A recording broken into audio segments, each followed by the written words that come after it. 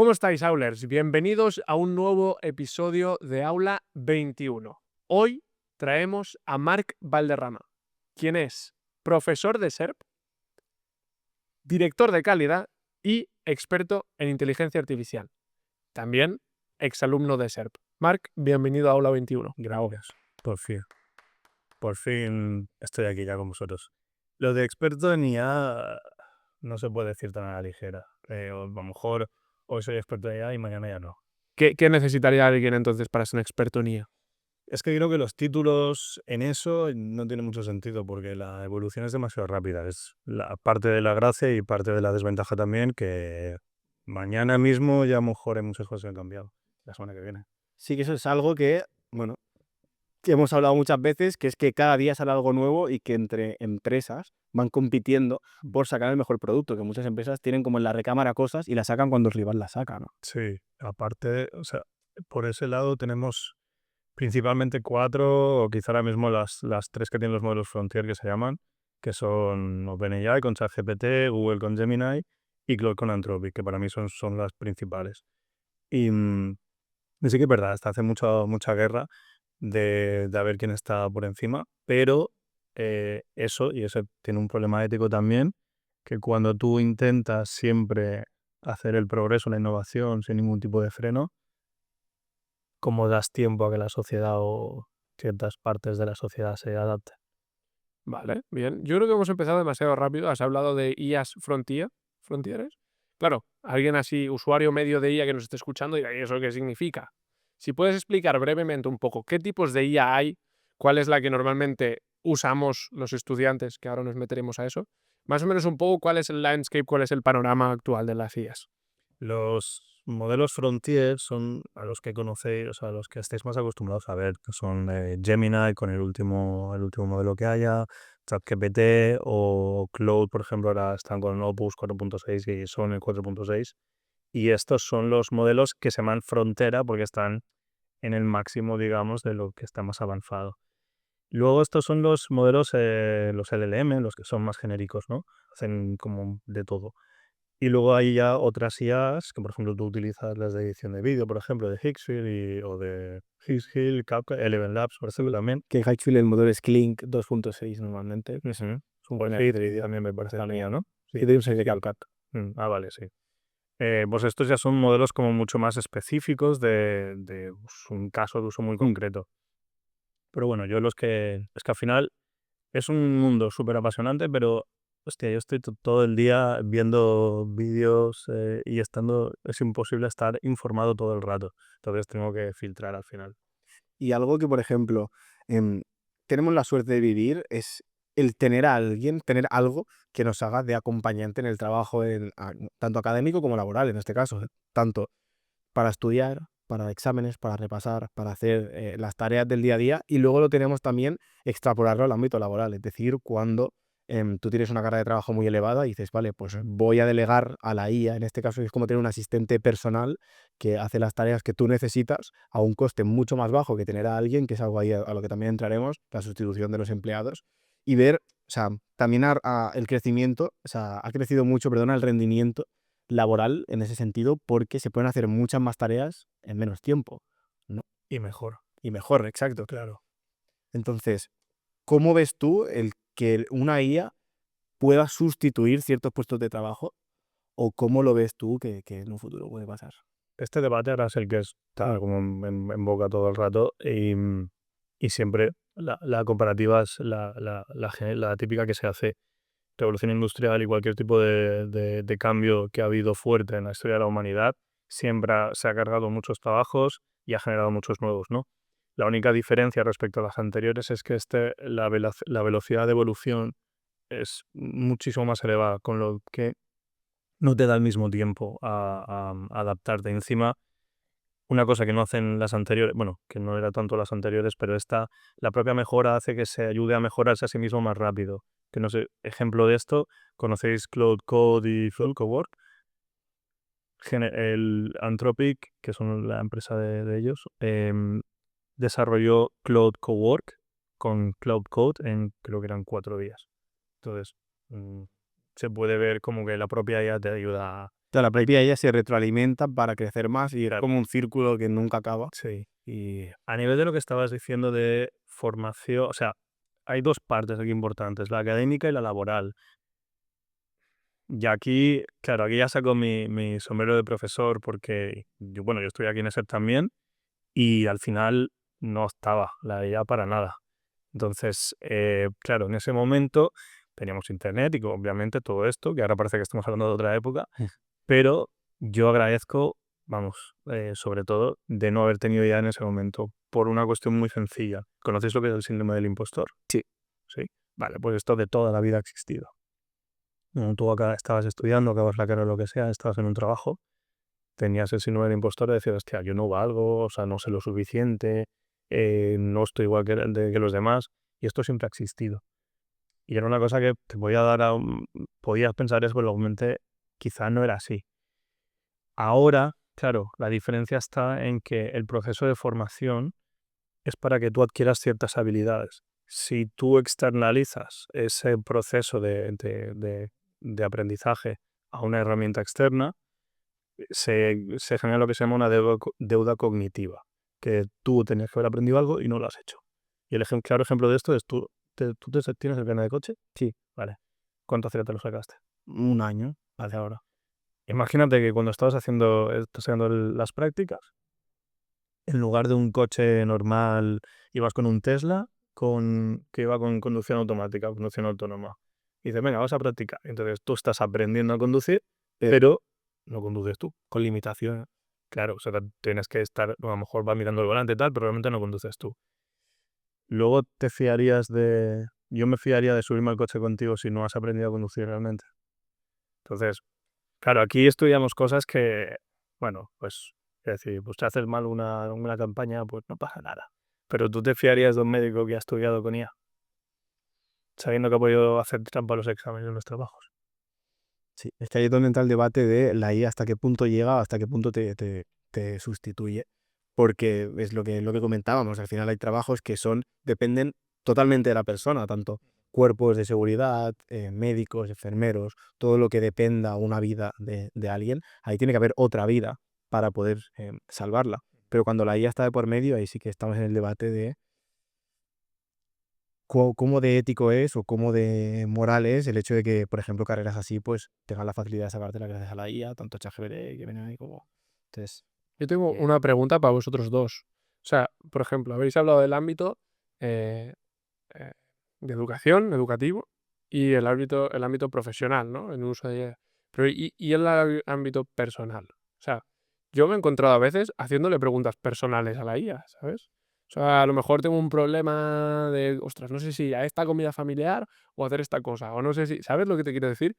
Y tengo como esas dicotomías y a lo mejor es como una forma de ordenar mis pensamientos, pero sí que me he encontrado alguna vez tratando de solucionar un problema, a lo mejor más humano, más personal, no tanto cosas de la uni o del trabajo, con una inteligencia artificial, que quieras que no, es que es un algoritmo que en base a lo que tenga de ti o tenga de internet va a responderte, ¿no? ¿Qué opináis o cómo veis, o si vosotros también os habéis encontrado en la situación de que habéis terminado preguntándole cosas personales a la IA? Responde tú aquí también primero porque creo que tenemos enfoques muy distintos. vale. Yo creo que algo que es un problema en la sociedad, que me incluyo también, es la personificación hacia la IA, es decir, personificarla. Yo, por ejemplo, la trato prácticamente como una persona a la hora de hablar, es decir, yo tengo un proyecto, se lo cuento para que me dé feedback a ver qué le parece, yo tengo que tomar una decisión de, ¿este vídeo qué final le pongo, este o este? Y me fío mucho del criterio de la IA, ya que yo sé que está entrenada con parámetros, con los mejores parámetros, por así decirlo, y sé que la respuesta que me va a dar va a ser, en un 99% de los casos, positiva hacia mí. E incluso cuando he tenido que sacar conclusiones de conversaciones de WhatsApp muy largas, tú le puedes exportar el chat, el XLS directamente a la IA y te lo lee en un segundo y te sabe sacar las conclusiones de una conversación que a lo mejor tú no has sabido entender.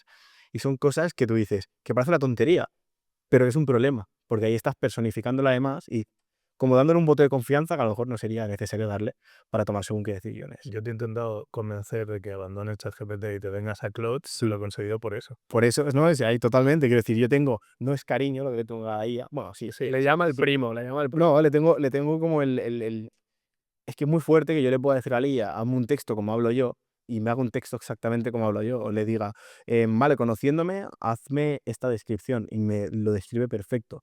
O sabes mi punto de vista a la hora de grabar, hazme un guión, y lo hace exactamente como yo lo haría. Entonces, es como muy difícil desvincularse o desapegarse de algo que te lo pone tan fácil y que es tan como tú. Entonces, ahí es donde yo creo que lo difícil de pasarse, por ejemplo, que sé que se puede exportar todo el historial y tal, pero sé que no va a ser lo mismo. O sea, sé que la forma de hablar, la rapidez, no sé, en general para mí, lo fácil que me lo puede poner una IA con la que llevo 4 años de historial, porque el otro día lo miré, llevo 4 años y medio casi de historial de ChatGPT. Pues Su relación más larga. sí, sí, totalmente. Y sabe, pues todo de mí. O sea, es una locura, pero no sé, es algo que yo considero que me cuesta. ¿Y tú? A ver, yo la parte de lo personal quizá es lo que menos uso doy de IA. Quizá o sea, creo que sí que tiene ciertas ventajas. Lo que tú dices, por ejemplo, sí que hay un fenómeno ahora sobre todo con ChatGPT, que al final es el más mainstream, está en la cabeza porque fueron los primeros en llegar a nivel mainstream y luego el resto, pues ya todo el mundo se ha unido a esto, ¿no?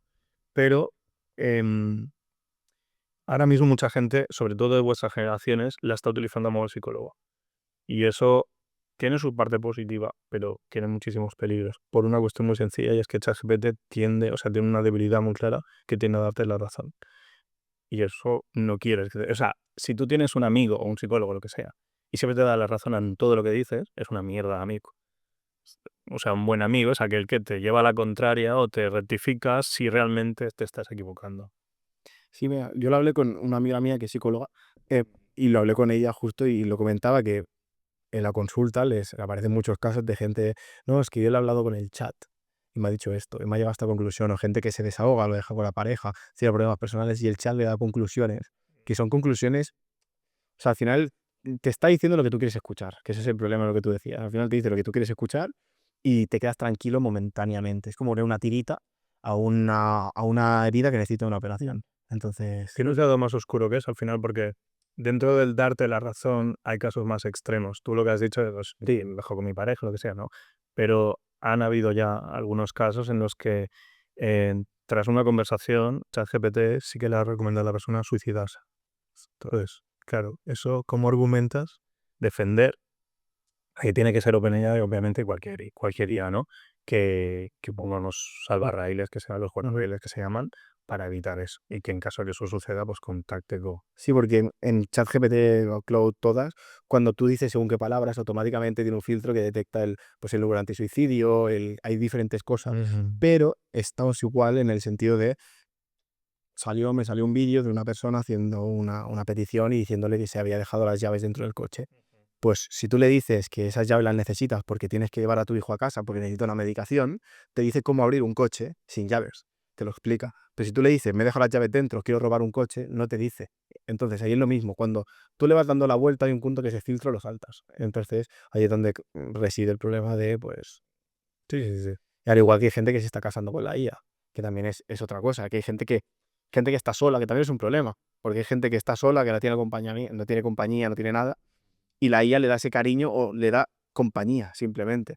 Y gente que no tiene eso, que no tiene compañía. Tiene la parte buena, que si tienes, por ejemplo, un grupo social vulnerable, por ejemplo, en el caso de mi abuela, quizá ya no, porque no es capaz de utilizar la tecnología, ¿no? Pero si tienes un colectivo de gente de la tercera edad que a lo mejor por X o por A están solos, sí que puedes tener un sistema para que puedan hablar, por ejemplo, mediante voz, o sea, voz, un asistente de voz, Estilo Alexa, pero exacto, pero con una inteligencia, un chat de voz ya mucho más avanzado, elaborado. Entonces, en este caso sí que tiene bastante cosa positiva, siempre y cuando tenga los guardarraíles bien hechos. Pero para ciertas personas creo que a nivel de socializar puede ser estar en un estado vulnerable en el que malinterpreten lo que hablan con la IA, porque hay gente que puede malinterpretar demasiado la tecnología. Y ahí estoy de acuerdo. ¿Qué te hizo cambiarte? Ahora sí, cambiando de tema, no lo vamos a poner tan catastróficos. Bueno, primero de todo, ¿tú le dices hola y le das las gracias a ChatGPT? siempre. ¿Y tú? Fue una rebelión de robots que me ¿Y tú? la verdad. No. No le das las gracias. Yo no. Sí, hay que ser siempre amable. De hecho, hicieron algún estudio recomendado por ellos mismos en que funciona mejor, o sea, funciona mínimamente mejor si o bien le chantajeas, o le sobornas, o le amenazas. Ostras, bueno, y lo de Ponerlo en práctica. No, lo de la amenaza es verdad. A mí cuando me dicen, no te puedo generar más imágenes, y digo que me voy a cambiar a Gemini, lo hace. O por ejemplo, No le amenazas de muerte. No, como que no puede morir tampoco. ¿Qué te hizo cambiarte de ChatGPT a Cloud? Vamos a poner más modo frikis. Vale. Yo, empecé con ChatGPT, creo que como casi todo el mundo. Estuve un tiempo con el modelo de pago y luego Gemini sacó el 3.1 y ahí me pasé a Gemini y estuve un tiempo con ello. Y luego, más tarde, creo que fue para finales de 2025, me parece que fue, salió Cloud Code, que es una cosa que decía, uy, no, esto es para programadores, yo no sé programar, por lo tanto no va para mí esto. Claro, que era su error. Luego sacó Cloud Cowork, Cloud Opus 4.6, o sea, ha sido un avance, vertiginoso. Y en eso que me dio por probarlo, porque me salían un montón de vídeos de cosas que hacían y dije, hostia, esto... Y lo bueno es que, claro, depende mucho del trabajo de cada uno. Yo, por ejemplo, yo no tengo que generar imágenes para mi trabajo. Vosotros a lo mejor sí tenéis que generar a las portadas, por ejemplo, de YouTube. Entonces, Cloud no genera imágenes de por sí. Pero a nivel de ofimática es muchísimo mejor. Y entonces mi trabajo tiene mucha más parte de ofimática. Por lo tanto, me pasé. Y claro, desde que me pasé, yo estaba como siempre muy actualizado de todo, pero cuando llega un momento que te saturas ya de tanta cosa nueva, es como, bueno, sin más, un poco mejor, entonces esto. Y luego, cuando me pasé, como que me reenamoré del momento de wow, el momento wow este que te da con Claude por las cosas que podía hacer. Sí, todo el tema de los agentes, de las skills, de poder personalizarte muchísimo. Tiene un nivel de personalización más alto que ChatGPT, para mí. Sí, sí, sí. Y por ejemplo, sobre todo es ir perdiendo el miedo a ciertas cosas. Los MCPs, que dices tú, no sé qué es eso. Vale, no hace falta que lo sepas. Te pones y, por ejemplo, utilizas, yo qué sé, ¿qué utilizáis para tomar notas? O Yo papel y boli, soy clásico. ahí no hay forma de conectarlo. Yo documentos. Hay algunos, por ejemplo, hay unos alumnos que utilizan, por ejemplo, Notion o similares. Entonces, este tipo de herramientas tienen un protocolo de conexión que se llama MCP, que es Model Context Protocol. Y esto lo único que hace es como una especie de... se conecta con tu IA. Y entonces, digamos que tú desde tu ChatGPT o Claude o lo que sea, le puedes pedir que le modifique lo que sea. Es que ahí está la cosa, o sea, que cuando aprendes a usarla y la sabes integrar en todo, ahí es algo que es positivo y negativo. Negativo porque te hace más tonto, aunque... O no te hace, sí, te hace más tonto en el sentido de que puedes hacer muchas más cosas, te confías más de la IA y te interesas menos en aprender de otras cosas. A lo mejor sí que te interesas en aprender en cómo puedo optimizar mi vida con la IA, que es un poco en el momento vital en el que yo creo que estamos, pero en otras no, en otras cosas pues te ayuda mucho a ser mucho más productivo. A mí, por ejemplo, me ayuda mucho a la hora de editar, o sea, no, los vídeos no los edita la IA, pero quiero decir, a la hora de programar un rodaje, a la hora de qué edito primero, qué después, tipos de música, tipos de color, tipos de mil cosas. Coffee, yo por ejemplo, en copy era malísimo. Yo no sabía qué título pongo, qué descripción tal. Y ahora en la IA, por ejemplo, en Cloud tengo hecho una skill, o sea, un proyecto y con varias skills que simplemente está especializado en mi canal de YouTube, conoce todo y va haciendo los títulos dependiendo de la miniatura y todo, optimiza todo el SEO para la descripción, para que salgan las palabras clave y tal. Y con eso, pues ahora ya tú me dices cómo hacer un buen copy, un buen título con copy y no. Seguro que sabes más que antes. Porque Sí, antes no se te daba bien. sí, pero no puedo decir que sé, ¿sabes? ¿No? ¿Y recordáis la primera petición que le hicisteis a la IA? Yo sí. Yo sí. ¡Hala! La ChatGPT, yo me Buena esa. acuerdo. Le envié un programa de física. O sea, le envié un programa de física a un enunciado tirabas de un avión un paquete y tienes que calcular dónde caía según la velocidad del avión y me lo quiso como en 3 segundos. Y ahí dije, Lo bueno es que no sabrías comprobar si lo había hecho bien. sí, efectivamente, no sabía, pero sé que me lo hizo en 3 segundos. Vale, dije, wow. Entonces, en ese momento dije, vale, esto funciona, esto va para adelante, porque cuando la gente hablaba de la IA era como, bueno, Buena pregunta. Yo tenía una profesora de catalán, Ana Vallès, fue la que me lo enseñó. Y le llamaba chat PGT. O sea, no lo decía bien. Pero, bueno, yo pues supongo que sería alguna reacción en catalán, que me la corrigiese o algo. Ostras, muy buena pregunta. Eso se puede ver, ¿no? En el historial. y se va bajando para abajo. Si te baja 4 años, ¿Tú te acuerdas o no? No, Creo, más o menos creo que sí, pero no sé exactamente cuál fue. Porque yo estaba con mi pareja cuando empecé a ver la noticia, que creo que había salido el día anterior. Y yo recuerdo ver esto un 6 de diciembre, me parece que fue, Mm. 2023, ¿2? Creo que sí. Qué vértigo. Creo que 2022. Bueno, entonces, claro, estaba viendo, estábamos en el sofá y lo vi y dije, ostras, pero un momento. Y entonces empecé a probarlo, ¿no? Claro, en ese momento era casi que te saltaban las lágrimas de los ojos de decir, ostras, esto era el futuro en el que yo pensaba que a lo mejor cuando tuviera 70 años viviría y no, como que es ahora, ya. Y creo que le pedí, claro, soy profe de esto, pues le pedí, oye, hazme un SWOT de tal o hazme cualquier tontería así, ¿no? De marketing para ver cómo sacaban la información. Muy bien. Yo creo que lo supieron hacer muy bien en tanto como lo lanzaron. Y yo creo que al principio la forma en la que te hablaba, o sea, que te sentías como es tener una personita trabajando por mí. Entonces yo creo que lo supieron hacer muy bien el lanzamiento, los anuncios que sacaron, los casos de uso, todo, porque dijiste, "Ay, o sea, lo supieron generalizar mucho. Es decir, tú fueras editor de vídeo, fueras fotógrafo, fueras profesor, fueras matemático, fueras físico, uno de los casos de uso te iba a servir. Entonces supieron como generalizarlo mucho para decir, vale, es que a cualquier persona, a cualquier nicho, no es un nicho concreto de cierta edad, no, es que a cualquier persona le va a valer ChatGPT. Entonces yo creo que ahí es donde tuvo la clave del éxito ChatGPT, ¿no? En plan de decir, vale, vale para todo. Sí, pero al mismo tiempo también o sea, por ejemplo, nosotros tres a veces hablamos de estos temas, ¿no? Y claro, tenemos una percepción errónea a veces del nivel de adopción que existe. Sí que es verdad que existe un alto nivel de adopción, pero realmente hay diferentes niveles. Por ejemplo, normalmente a casi todo el mundo le dices lo que es la IA, ya sabe. No todo el mundo utiliza la IA, no todo el mundo lo tiene en el móvil, no todo el mundo lo utiliza a diario. Eh, yo te diría que tampoco hay tanta gente que lo utiliza en el trabajo de forma recurrente, porque a veces es más bien lo que tú has dicho, los casos de uso, el relacionar, ostras, podría hacer esto con IA, pero por una simple cuestión, porque no es como que la rutina y la inercia que tienes de por sí es como hacer una faena de cierta manera. Y ahora mismo lo que hay que hacer es reestructurar este framework mental de tengo que hacer X tarea y antes de empezar a hacerla, lo que tengo que hacer es preguntarme, ¿podría hacerla con IA? Sí, yo creo la manera de pensar, antes de hacer la acción, en el trabajo, por ejemplo, tenía que revisar 200 Excels. Tú ahora sabes que si tienes que estar 4 horas por la mañana revisando Excels, tú pones en modo agente y en un 10 minutos te ha revisado todos los Excel, te ha hecho un documento, te ha hecho todo.